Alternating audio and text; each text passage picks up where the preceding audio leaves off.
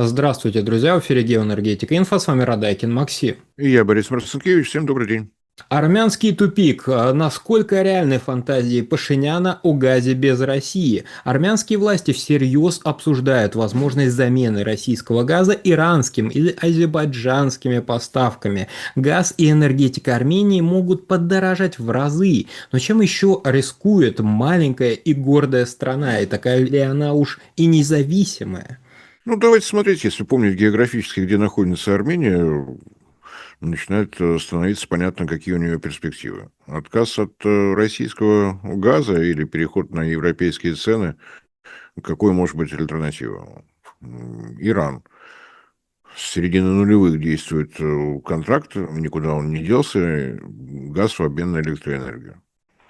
Ни для кого не секрет, что на севере у Ирана нехватка электрогенерации. Договоренность совершенно такая разумная. Построен отдельный газопровод. Расчет идет не в денежных единицах, просто в физических единицах. Контракт фиксирует, что из единицы объема газа можно получить 4 киловатт-часа из кубометра. 3 киловатт-часа возвращаются в Иран в качестве расчета за газ, четверть остается в Армении. Точка.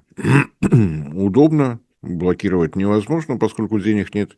Никакие санкции, контрсанкции, санкции из ада и из других мест не работают. Денег нет. Нет банковских платежей, ничего с этим не сделаешь. Можно ли расширять? Расширение этого направления Иран и Армения договорились достаточно давно. Причины, по которым это не происходит, линии электропередач. Линии электропередач необходимо прокладывать от газовых электростанций на территории Армении, а там горы.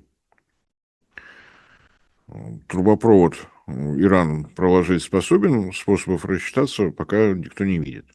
Смета строительства новой линии электропередач, по-моему, 500 киловольт они выбрали, достаточно серьезная. У Ирана сейчас, прямо скажем, не этот проект в приоритете. У них война с коалицией Эпштейна по-прежнему не закончена. По-прежнему Трамп верхом на Нетаньяху или Нетаньяху верхом на Трампе что-то там пытается делать, разрушая города и веси и так далее. Рассчитывать на то, что с Ираном удастся быстро-быстро договориться, ну, тогда надо найти источник финансирования. Если США согласятся с тем, что они проиграли эту войну против Ирана и заплатят репарации, у Ирана будут деньги. Если нет, то нет. Договориться с Азербайджаном технически еще проще. Все магистральные трубопроводы, проложенные в советские времена, целые, просто не используются последние 30 лет. На каких ценовых условиях можно будет договориться? Ну, тут, по-моему, гадать не приходится. Азербайджан научился поставлять газ в Европу, он знает, что такое европейские цены, он знает, что такое европейская система ценообразования. Если Армению как партнера все это устраивает, то кто же будет против? Для Азербайджана удобно, если деньги те же, а маршрут транспортировки значительно ниже, то и прибыль будет выше. Если Армению это устраивает, ну, от чего бы и нет. Тут я, например, ничего не имею против дружбы, взаимовыгодное сотрудничество, это всегда хорошо. Если господин Пашинян считает, что надо восстанавливать отношения с Азербайджаном, это прекрасно. По крайней мере, нефтепродукты из Азербайджана уже пошли. Да, не все так быстро.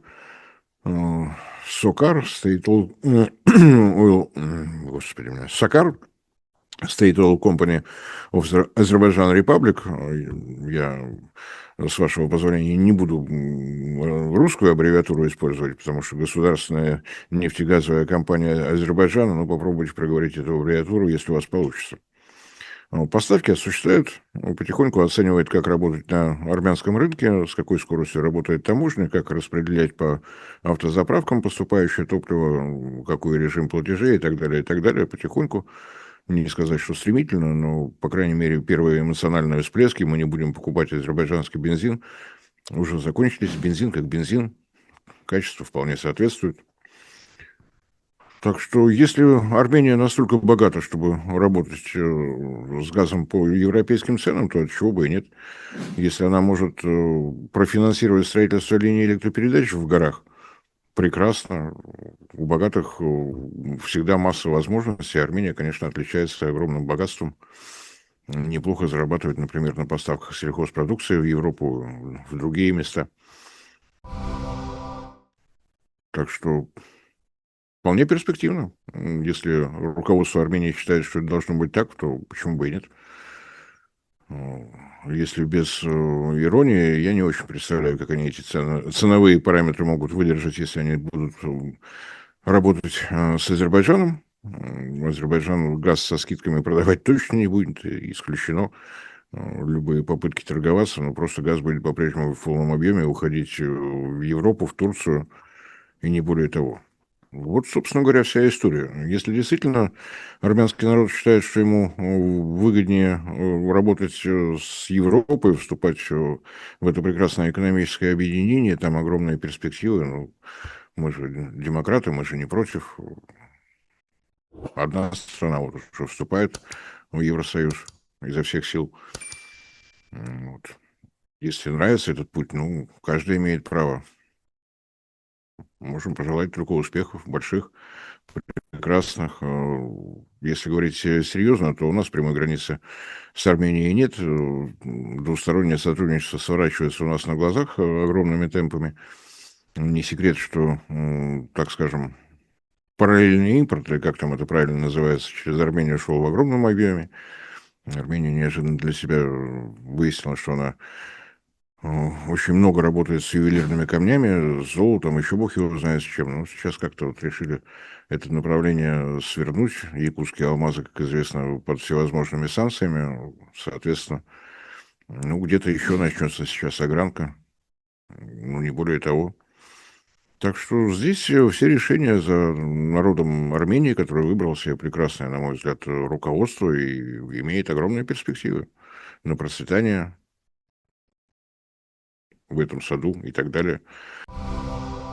Тайна раскрыта. Тюменская техника Кейс Гуру производится в Китае, где сосредоточено 90% производства мировой электроники. Почему тогда на коробках техники Кейс Гуру написано «создано в Тюмени»? В Тюмени инженеры продумывают характеристики и тестируют устройства. В Китае масштабируют производство. Глава компании Кейс Гуру Вадим Боков, прозванный тюменским Илоном Маском, лично контролирует разработку. Вадим выпустил инновационные устройства для уборки по старинке, без химии, но по стандартам медицинской чистоты. Раньше после уборки полов болела спина, сейчас можно убраться без боли. С новинкой Кейс Гуру беспроводным пылесосом Турбосил. Рекордное соотношение длительности работы и мощности. Турбосил очищает мебель на глубину до 10 сантиметров. Наши мамы и бабушки мыли полы вручную. Сегодня это делает робот-пылесос со станцией самоочистки. Кейс Гуру самочист. Тюменский самочист проводит сухую и влажную уборку, сам очищается на станции и заправляется водой. Через встроенную камеру самочиста можно наблюдать за домом из любой точки города. Раньше мыли окна, подвергались опасности. Сейчас это делает робот-мойщик Кейс Гуру Чисто Бот. Кейс Гуру Чисто Бот отмывает 20 видов поверхностей, горизонтальных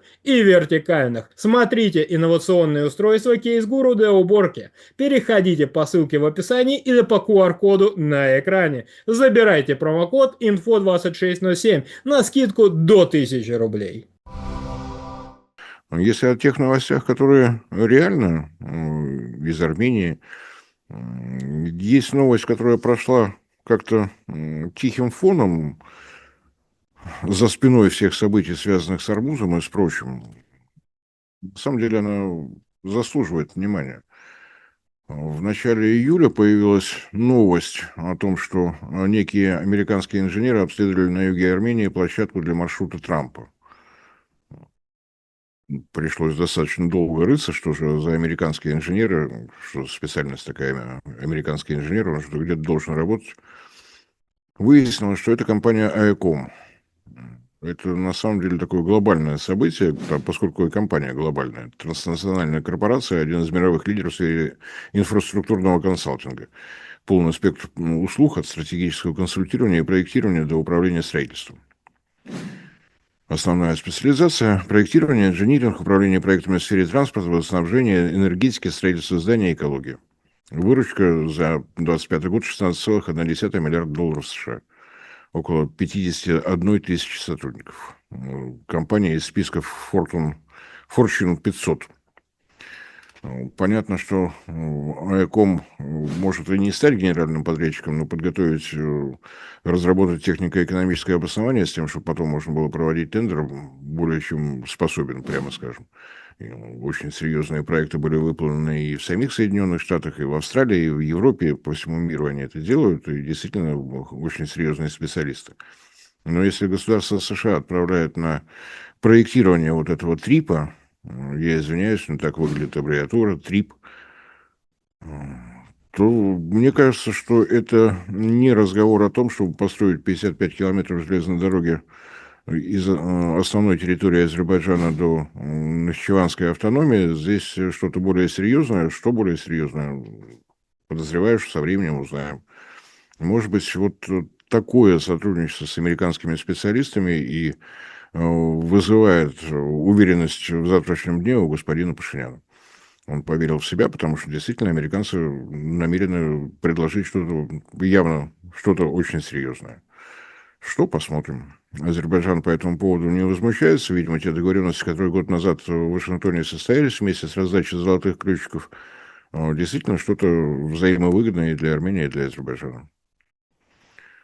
Ну и на всякий случай напоминаю, восстановление этой железной дороги – это большой шаг к восстановлению работы Южно-Кавказской железной дороги имени Лаврения Павловича Берия, которая проходила по всему Закавказью еще в начале прошлого века, в 1903 и 1906 годах на территории Армении и Ирана, на территории, нет, неправильно сказал, еще в начале прошлого века, в 1903-1906 годах, были построены железнодорожные станции, где происходила перестановка колесных пар в Российской империи, Османской империи, у Российской империи и Персидской империи, разная железнодорожная колея.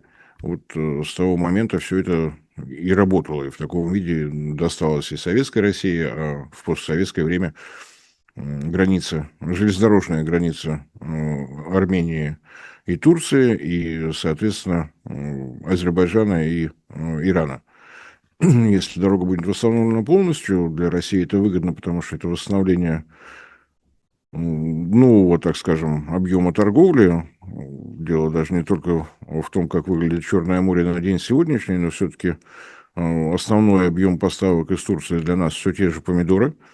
Помидоры собирать в порту, чтобы перебрасывать через Черное море, это один объем, и не так просто собирать в тысячах тонн. Вагоны рефрижератора отправлять по железной дороге намного удобнее. И наполнить можно быстрее, и отправлять не в российскую Астрахань, а по железной дороге из Азербайджана, ну, давайте в Новосибирск отправим, и все будет в полном порядке. Так что, с одной стороны, нам это выгодно, но если все это будет находиться под контролем Соединенных Штатов, ну, тогда будут другие разговоры. Вот как-то так. Борис Леонидович, большое спасибо за комментарий, друзья. Подписывайтесь на Геоэнергетика Инфо, подписывайтесь. Ссылки будут в описании и закрепленном комментарии. Там же будут реквизиты для желающих финансово поддержать наш проект, чтобы мы и дальше также бодро вещали на всех площадках без монетизации, исключительно благодаря вашей финансовой поддержке на Sponsor.ru. Спасибо, до новых встреч. Не забывайте распространять наши ролики в доступных вам социальных сетях. Это тоже существенная поддержка нашего проекта. Всем спасибо за внимание, всем всего доброго.